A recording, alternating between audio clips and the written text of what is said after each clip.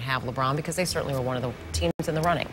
Unbelievably. They're only slightly better off than they were all of last year, as they cleared more and more cap space for LeBron James. And I got to tell you, I don't have a great amount of sympathy for the organization or even Knicks fans, because it astounded me the presumptuous attitude that they had all along. Even the New York papers, very provincial, parochial sort of attitude of, well, he's obviously coming here because we're New York. And who wouldn't want to come to New York? Especially the king, he's coming to the Garden, right?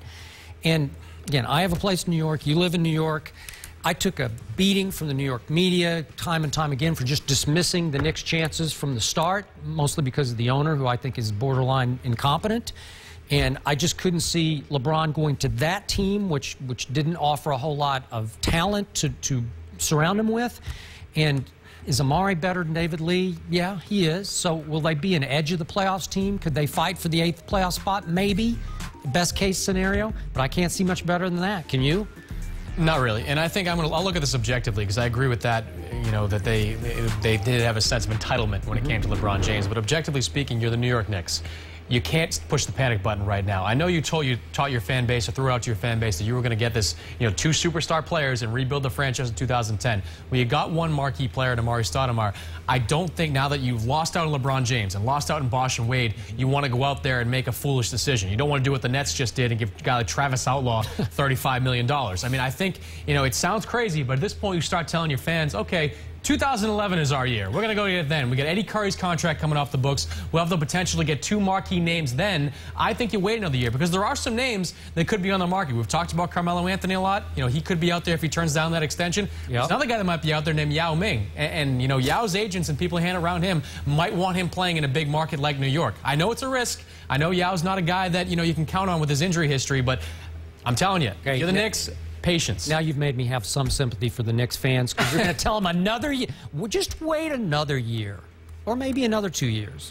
Well, there certainly was a sense of entitlement there, despite it being a great city. Top 5 teams in the East. Give me your top 5. I'm going to start with Orlando. I think Boston's a little bit depleted right now with Kendrick Perkins being out, so I'll start with the Magic. I love the moves. I love the potential moves they can make in the offseason. I think Al Harrington is a chance of joining that team. I think they're going to re-sign J.J. Redick, so I think they're better there. Miami, I'm listing them at number 2. I think they'll come in strong. Boston tilts me as number 3. As long as they reload that bench and get Kendrick Perkins back at midseason. I go Chicago next, and I finished up with Milwaukee, who I was desperately hoping to see in the playoffs with Andrew Bogut last year, but he went down with an injury at the end. I think they're going to be improved. They add Corey Maggette and Chris Douglas-Roberts, who are not great team players, but they are guys that can put the ball in the hole. Yeah, I agree. Paired them with John Salmons, I think that team is much improved. Bogut's supposed to be back next season, early next season. Okay, my top 5. You ready for this?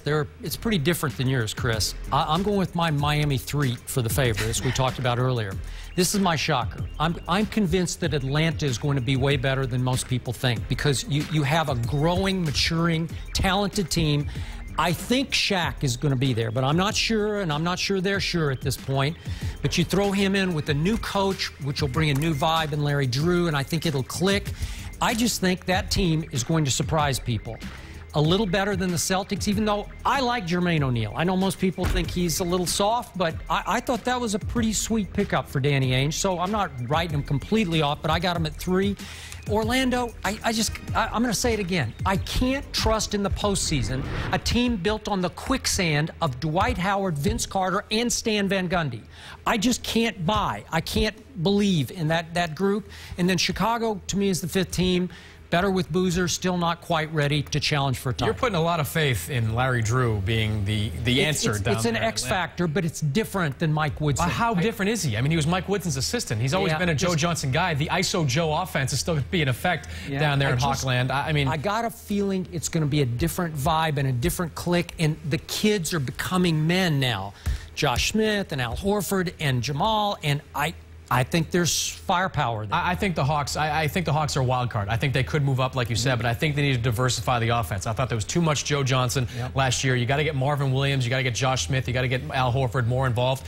And Shaq, huge wild card. I mean, he comes in and can give them 20 minutes a game and accepts the 20-minute per game role down there. Then yeah, he can be a factor and help them, produce in the postseason. Real quickly, any of those teams beat the Lakers?